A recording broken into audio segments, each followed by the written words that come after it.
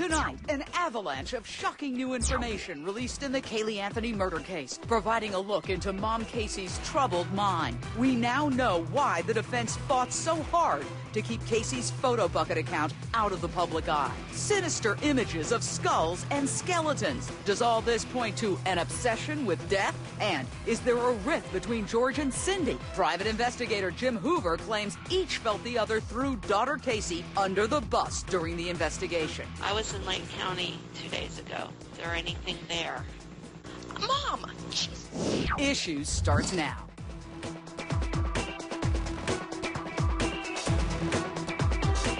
First, we've got so much breaking news tonight in the Caylee Anthony murder case. Thousands of pages of really startling new evidence made public today in the case against Caylee's mother, Casey Anthony. But could the defense already be fighting back? This video posted on YouTube and apparently just located by the Orlando Sentinel shows a very caring mother, Casey, playing and laughing with her daughter, Caylee. Take a look at this extraordinary video just being played now for the first time. It appeared on YouTube somehow, and we're going to try to get to the bottom of that. Could this be a strategic move to win the PR war against the state by the defense? One of the most alarming finds among the pages of the prosecution's evidence released today, images posted to Casey's photo bucket account, including, take a look at that, numerous morbid images of skulls, along with a rather sinister image of skeletons kissing. That's right, I said skeletons kissing. We're going to show you that in a second. Possibly posted by Casey just days after little Caylee disappeared. It all raises the question, was death on Casey's mind? Also in the files, transcripts that reveal much more inside information on Casey's parents, Cindy and George. Private Eye Jim Hoover, taped by the cops claiming George and Cindy said they weren't sure if they'd be together when this was all over because each thought the other threw their daughter Casey under the bus. I will show you what I think they're talking about, and that's not all. We've got more.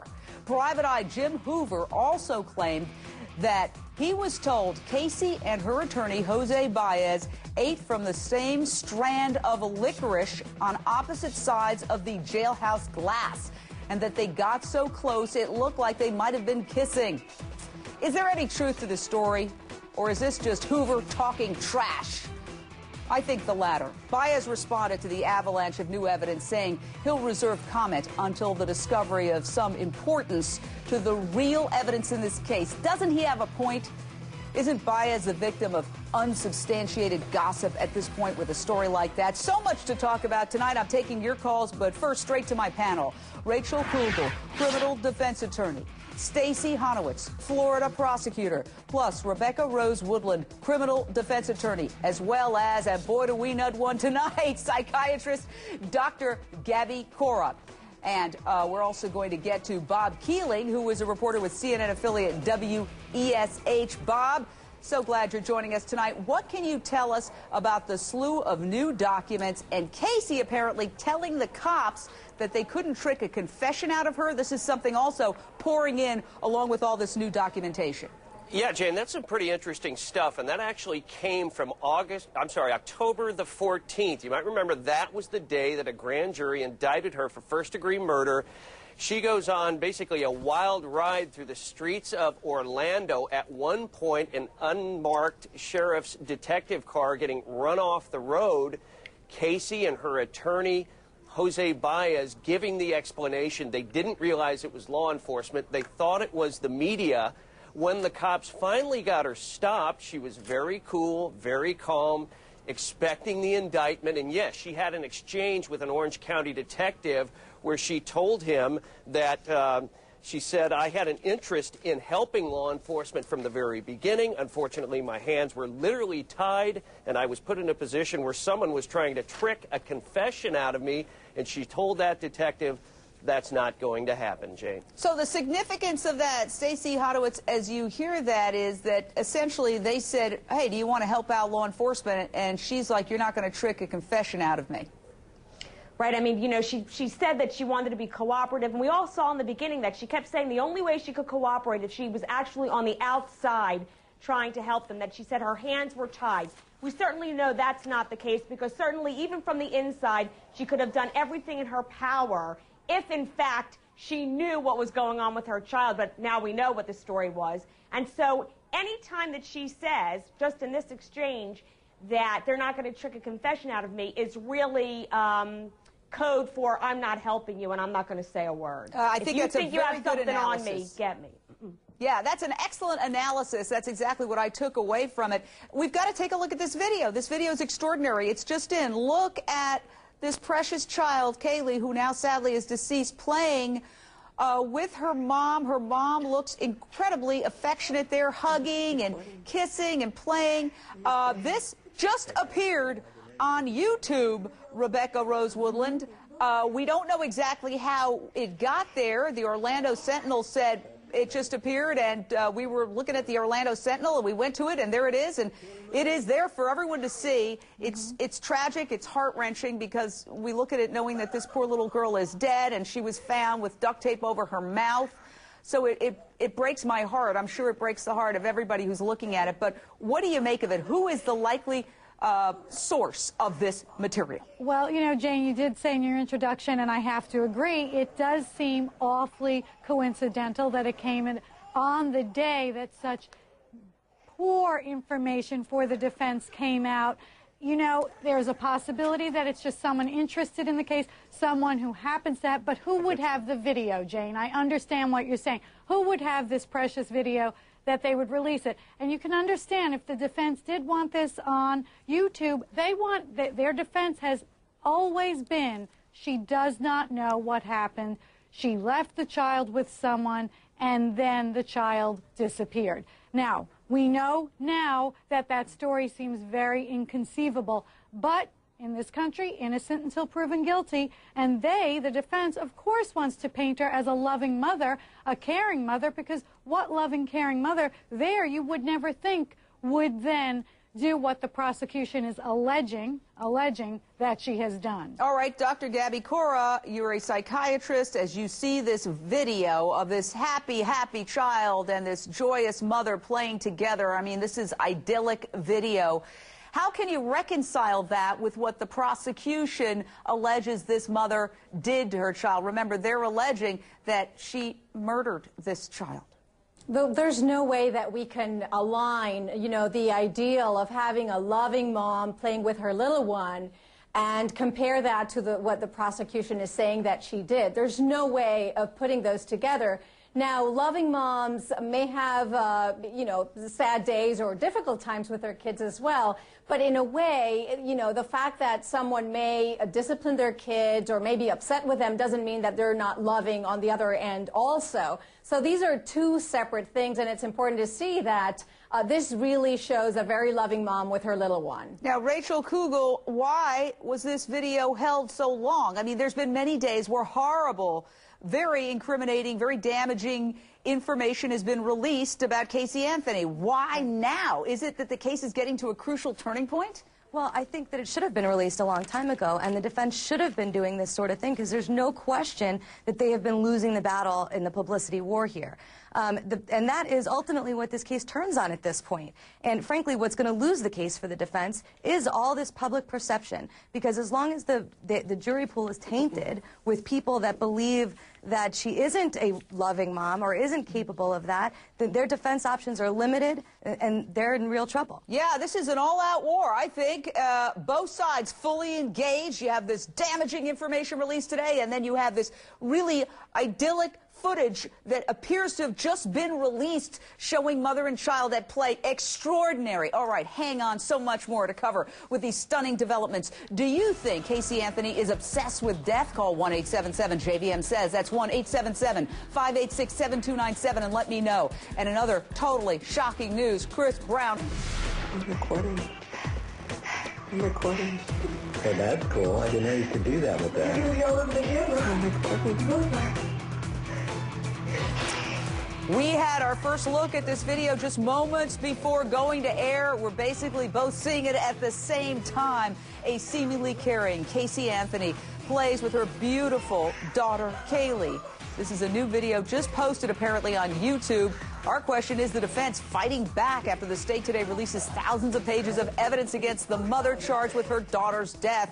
We are back discussing this and all the shocking developments in this case with our fantastic panel. We have the phones lighting up. But first, Bob Keeley, I understand you have information on this video. Yeah, Jan, just before airtime, I actually followed the link on YouTube from that video, and it's posted by someone named Mom Tective.